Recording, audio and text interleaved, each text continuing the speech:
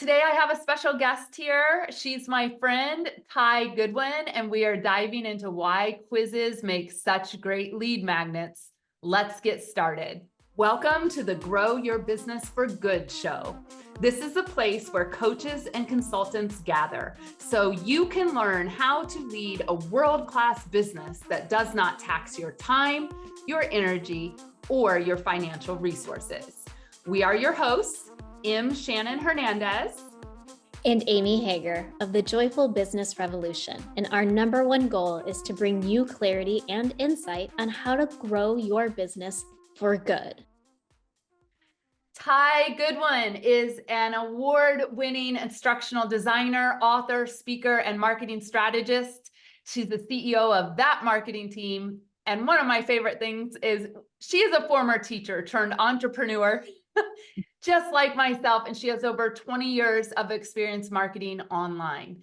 After helping hundreds of entrepreneurs leverage social media and online marketing as a coach, she stepped into the agency world to literally take the marketing tasks off of our plates and off the plates of her clients. Tai has launched that marketing team to support busy CEOs and business owners who are tired of trying to run their company and do all the marketing themselves. Tai, welcome to the show. I am so excited for this conversation. I am so excited to have you. Tai and I go way back, y'all. We're going to kind of start there. I remember a lot from when we started, and we've had collaborations over the past 13 years. What's your most memorable memory of us? Because we have quite a few at this point. We do. The thing that always stands out to me was getting to come to your book launch in New York. Remember, I was living in Minnesota at the time, and I kind of scheduled some things so I could come out and support you making that huge leap. And I just remember your journey with the book. So that was fun. And I think our very first collab, which was that 1515 blog, right? Yeah. Oh my gosh. We were doing challenges before they were challenges. Yes, we were. Yeah. We are trailblazers, y'all. We often create far in advance of what the people are ready for, which, Tai, that's something that maybe we could talk about, because I don't see it talked about too much in the world. But I am reminded, even when I look at my Facebook memories, every morning I have my coffee, I look at my Facebook memories. It's kind of like going down memory lane. And I see things that I created 2 and 3 years ago that now my audience is actually ready for. And I just want to know, is that similar to your journey? Why do you think this happens to people? Well, I think for people like us, we are trailblazers. And sometimes we don't realize that we have to wait for people to catch up to where we are. And I have that same thing. Every day when it comes to my memories, I'm usually going back in and I'm copying what I wrote, because it goes into our copy Bible. Like, oh, that was great. Let me, but we're ahead of the game. And I think if you're a trailblazer, that's one thing to recognize. It's all about your timing. Yes. And that if it doesn't launch or work like you want it the first time, put it over here for a little while, let it incubate, keep moving. Because if you've created it, you can certainly come back to it, re-envision it, reform it, whatever it is that we need to do to keep the idea. Yeah, that's true too. And I think for a lot of trailblazers, we just have to understand that our business cycles are a little bit different. Like we're leading the pack. People are coming up and trying to catch up with us. And if we keep feeling like we're missing the mark because it's not taking off right now and that's not your business model. That's not really your style. You're meant to lead. And so sometimes that means you have to have the patience to wait until people catch up. I think it's really hard. It is. Especially when, everybody's out there, 6 figures in 6 weeks and 9 figures in 9 days. I mean, I'm exaggerating a little bit, but that's the world that we live in, because people want microwave results, right? They want to do it today and get microwave results tomorrow. And when we're living in that kind of space, it does make it feel a little lonely and a little bit hard for those of us who are really digging the trenches and really doing the work and realizing that we're paving the way for other people to come. Yeah. I'm remembering a trailblazer moment. The moment was the day I decided I was going to talk about Joyful Business. Now, this was before I rebranded to Joyful Business Revolution. But I was interviewing a coach, and I had said to this coach, yeah, I have an idea, and my idea is like joyful marketing. And she's like, there's no way it would ever work. I am advising you never to do that. And I didn't hire that coach because I knew in my gut, that's where I wanted to lead people. Joyful Yeah. marketing and joyful business. And now, 3 years later, we are seeing joy attached to business, attached to marketing, and attached to everything. And that's a perfect example of following my gut, not getting discouraged, and just saying, nope, this is what I'm doing. People will eventually catch on. Yeah, exactly. And it's tough, right? Because people don't understand it, people don't get it. It might take a while for people to really see, but at the end of the day, the only way for us to be really satisfied is to do that thing that is nudging us and gnawing at us from the inside, because otherwise we will feel so miserable. Absolutely. Yeah. Absolutely. Well, we're diving in today. You are our last episode of our season on email marketing. And I did save the best for last. There was a method to my madness here. Y'all, Tai is so brilliant at using quizzes for lead gen. And we're going to really just have a conversation today. We'll see where it leads us, but I really want to know first, Tai, how did you fall in love with quizzes, and how many have you developed for yourself and others to date? Because you are on a mission to get people a quiz for their lead gen. Man, I fell in love with quizzes. It was kind of like we broke up and then we got back together again. Like when I was working with a lot of coaching clients at the time, and everybody was saying, I'm a coach, I'm a coach, I'm a coach. I'm like, you're not a coach. You're really not a coach. You definitely shouldn't be a coach. And so I created an assessment, right? And that's basically what it was, to help my clients figure out what type of business should they be. Are you a trailblazer? You want to be on stages?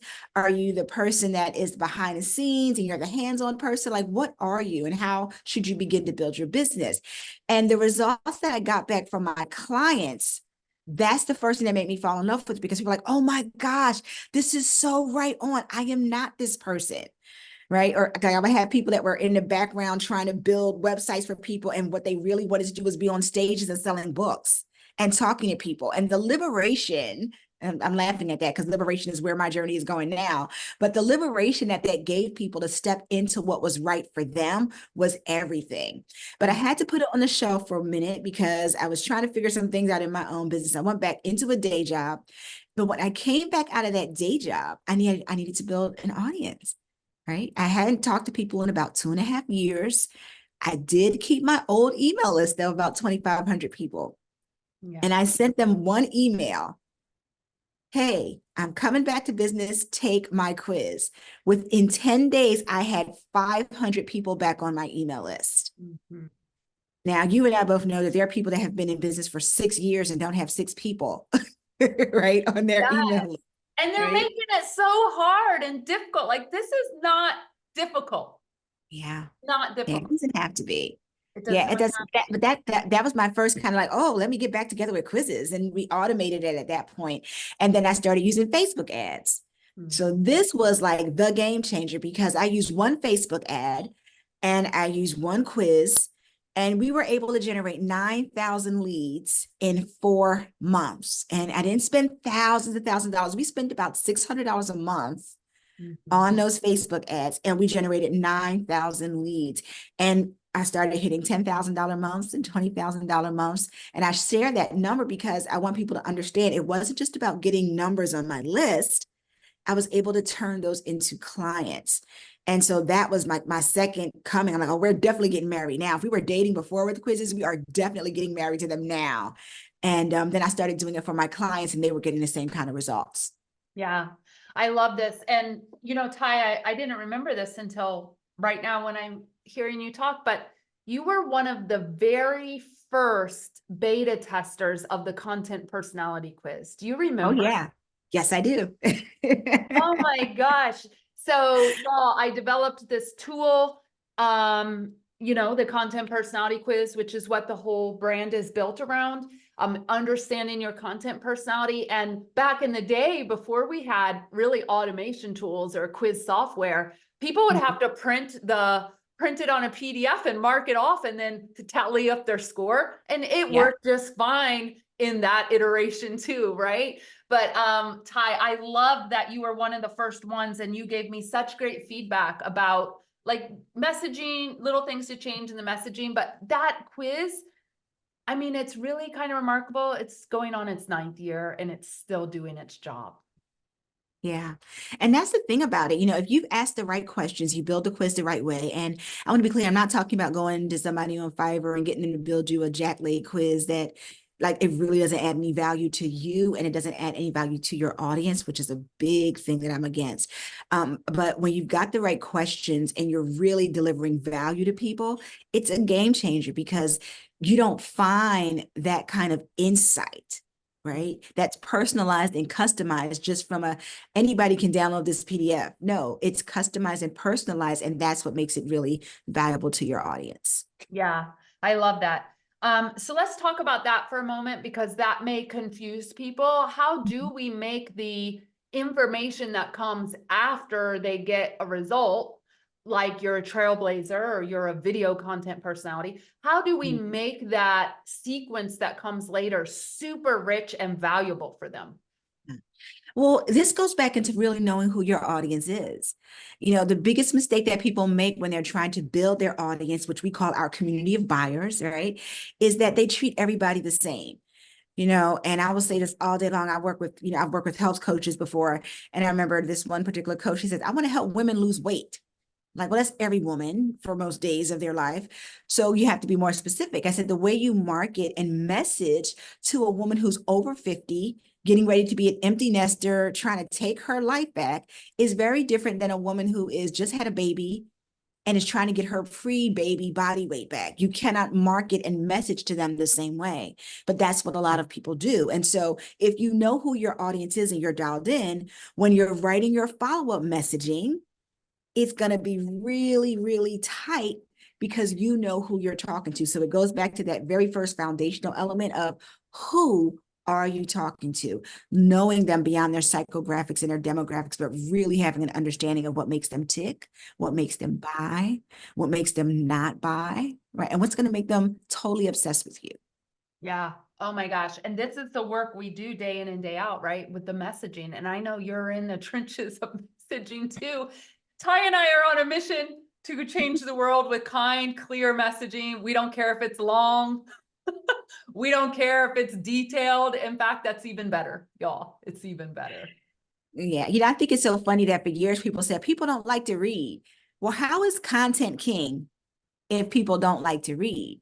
And how is all this API, like this chat GPT stuff and the AI stuff spitting out content if people don't like to read? So I think we need to help people amend that. It's not that people don't like to read. They don't like to read boring shit. So Absolutely. stop putting out boring content and have some personality and some flavor, and then people will read your stuff. Yes. Yes. Oh my God. I just had a content orgasm. That's what I call that. I love it. Thanks, Tai. All right. Quotable one. Don't publish boring shit and you'll be just fine. Yeah. All right. So let's talk about, gosh, there's so much we could talk about here. Your very first quiz, you mentioned you had gone back to the workplace, come back, were reinvigorated, restarted. Since then, you got 500 people moved to your list, right? And I know you've been doing this now for a couple of years since that point. Yeah. What other quizzes have you developed for yourself or others? We'd love to just kind of hear some different ideas for people. Oh gosh, yeah, I didn't answer that part of the question from before, but yeah, I mean, I built like, all right, I have like a new quiz idea like every week, number one. So we don't publish all of them. But what we did was that I think was really smart is where we put our quizzes, we aligned our quizzes to the customer journey. And so, for example, we've got the quiz, what type of entrepreneur are you? We've got the quiz, what type of marketer are you? We got, what's your content charisma score, right? Is your content charismatic? Is it person based? What's your, we've got a quiz about marketing automation. And then we've got a quiz on quizzes, because we realize that people are just curious about their what type of entrepreneur they are. Okay, now I want to know about my marketing style. Maybe I want to know about what I need to automate in my business. Or when you're ready to when you're ready to think about quizzes, I don't know what type of quiz I should even use. Right. So there are 5 different quizzes. Well, there's 6 now. We've added another one to the mix. But how do I know which type of quiz I should even create? So now when you're at that stage of your buying journey, you're not just thinking about quiz ideas, you're ready to start doing it. You can dive into that one. Revolutionize your messaging and marketing with story. Hop on over to joyfulbusinessrevolution.com/65 story ideas to grab a resource that will help you craft stories that grow your community, convert prospects to clients, and increase your visibility and impact. And overall, over the last, I think I did my first quiz for my client. It was, what year was COVID? Was that 2020? Yeah. Was COVID. Mm-hmm. That's the first quiz that I did for a client. And since then, I mean, we've had to build over about 100 quizzes, between us and what we built for our clients as well. And my favorite client, 2 of my favorite client quizzes, one was for a feminine hygiene company. And the quiz was called, what kind of fruit is your cookie? Is it the mango? Is it the passion fruit? Is it the strawberry? It was about, like, what's going on down there for ladies, right? That was fun. Another one was for a gynecologist, and the quiz was called, where did my O go? And yes, we're talking about that O, but it was to help women understand, you're having a problem with your libido. Is it because of your medication? Is it because of you're stressed out at work? Is it because of your diet? But it was really fun, right? A fun way to help people understand that. And then at the end of that quiz, they could book a call with her for what her next steps were in the process. So those are 2 of my favorite quizzes. And what a fun way to talk about topics that may be seen as taboo or really sensitive, like bringing some lightness back to being a woman. Can I say that? And all the stuff. Yeah, making it fun and all that stuff. But we've also done, like, we had the other people's money quiz for one of our clients who was a real estate broker. It was like how to use other people's money to fund your next real estate project. So what I love about this is that it runs the gamut. If you're creative, if you got the right person helping you create the questions for it and really get a good content strategy, it can change things, because it's really, like, I saw somebody post this the other day, like, here's what you do to create a quiz. And it was like, you create your questions. Like, no, you don't. Like, if you create your questions first, and this from being a teacher, we always start with the objectives and the outcomes first, and then we go back. And it's that same principle that we use in creating a quiz. And that's why when people take our quizzes, oh my gosh, this was spot on. It was like you were reading my mind. Yeah, because there's an art and a science to getting this right. And that's what makes it so much fun for us. Yes. So, warning, if anyone's telling you build your quiz or build your lead magnet in 30 minutes or less, run the other way. It is just, that's going to be like wasted time and energy of 30 minutes and not do the job that you actually want it to do. Yeah. Because Tai and I really look at the whole customer journey first, then go backwards. So Tai, I don't know, you might kill me. I'm going to bring something on us here because I'm so excited to have you with me. Tai and I share a love of books. We also share a love of bed and breakfast. And Tai's retirement plan is to have a bed and breakfast with a bookstore or something of that nature, right? So Tai, I'm sitting here and I'm wondering, just for fun with our guests today, if you had a bookstore, like a literal brick and mortar bookstore.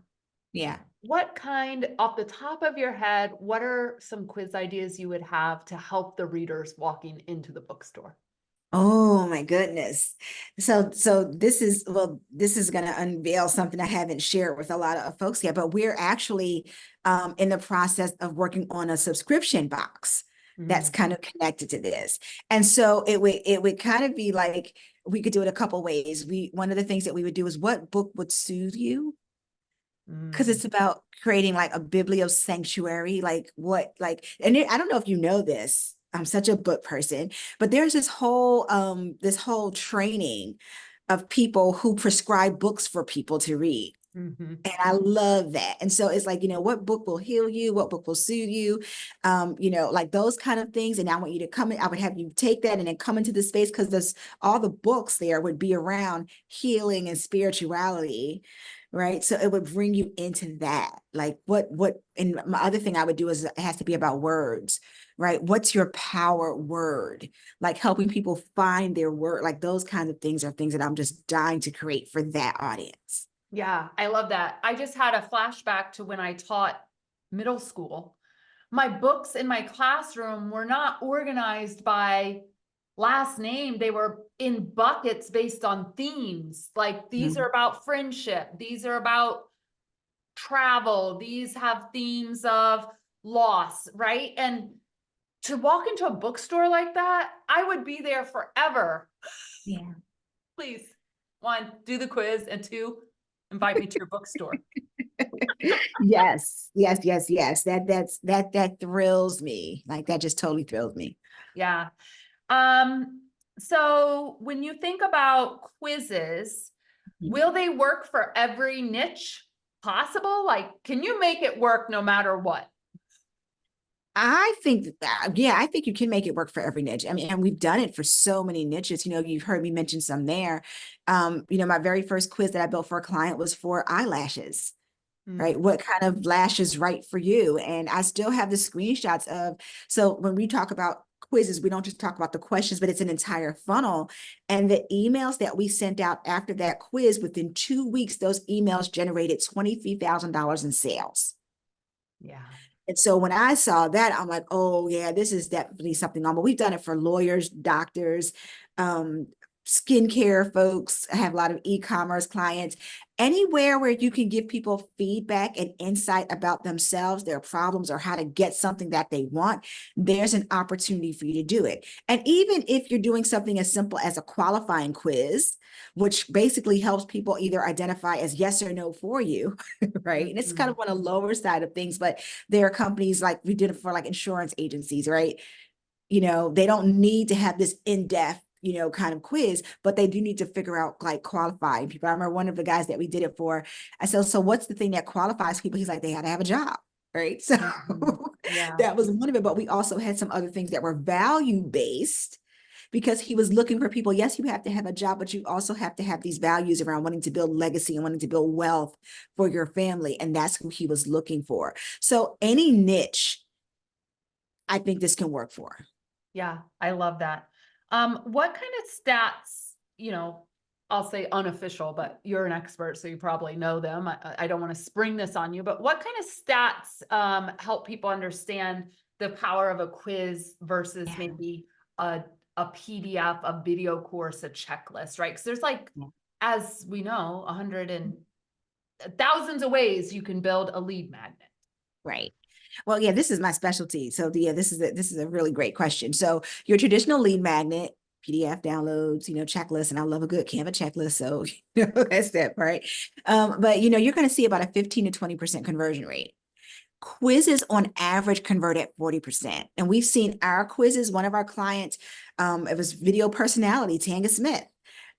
She saw her quiz converting at 60%. Mhm. And she was floored with those results. So we always say that quizzes are a faster and smarter way for you to build your list, because instead of getting 15 people for every 100 people that come to your site, imagine getting 60 people Mhm. for every 100 people that come to your site. Yeah. And they're getting personal, if you do it right, if you do your sequence right afterwards, they're getting Mhm. personalized information that speaks directly to them. And so they're more apt to hang around and see what comes in the next one. Like they're genuinely interested. Yeah, absolutely. And that's the thing. I mean, the reality is that you're always going to want to pull in more people then are qualified, and it's just what's going to happen. But if you have the questions set up the right way, they're going to filter out the wrong people. So that's the other big thing with quizzes, because people get all excited, like, oh, I got a quiz. I'm like, that's great. What are you doing with the data? And we always help our clients make sure they are doing two things with the data. You're qualifying people and you're segmenting your audience. One of our clients in e-commerce, she had 32,000 people on her email list. Had no idea why they were there, because she accumulated them over so many years. And so she used a quiz to actually go back and now segment them. And now she could see these people are here because they have this issue. These people are here because they wanted this. These people don't even need to be on here anymore, right? But she was able to segment her audience. And now that she had them segmented, guess what? She's not sending generic offers to them. Because that's the worst thing, like when you're on somebody's email list and they're sending you these generic things that they don't even have a need for. And that's the quickest way for them to click the unsubscribe button. Yeah. Right. But if I know you're interested in this, I'm going to send you emails about that. Right. Right. That's going to make you feel like we're more connected. Yeah. I want to give a really practical example here. So when people take the content personality quiz, they're given a tag and they go into a segment. And the tag is video, live in person, written, audio, or visual, because those are the things. When I do collaborations, maybe lead magnet exchanges or swaps with people, I have one coming up, and it's somebody who I love the work she does in podcasts. The only people on my list who will see that is video and audio, because I know podcast is on their marketing plan, most likely more than anyone else. This is about having a podcast, not guesting on a podcast, right? So this is a very practical example. I had a lead magnet exchange with somebody who I really respect in the world of speaking. I only sent that stuff, his webinar that he was giving, I only sent it to the live in-person people. He actually was floored by how many people came to the webinar and bought from him. Yeah. And I'm like, this is because I actually know what my people want. I know what's on their radar. And it's so important, y'all, that you're thinking about that customer journey from the moment they enter. And then what? Don't dump them all in one place. That's not effective. We call that general pop. We call that gen pop, like in person, right? Gen pop emails. No, we don't do that. We want to segment them and make sure we're giving them really valuable content. Absolutely. Well, Tai, we're coming to the end of this episode, but I know you have a wonderful resource for people. I bet it has something to do with quizzes. It does. Can you tell us about it, please? Yeah. So, we've got a list of 151 quiz ideas, and it's just something to spark your curiosity. And when you follow the link and you sign up, you're going to get a PDF, and you're also going to get an invitation to take our quiz on quizzes, right? So we start you off with that because, you're not really sure what kind of quiz you want to build, but those titles are what get you rolling. It's like, oh my gosh, look at all these options. I can think about this and choose it. And then you get to go take the quiz and figure out which type of quiz is going to be right for your business.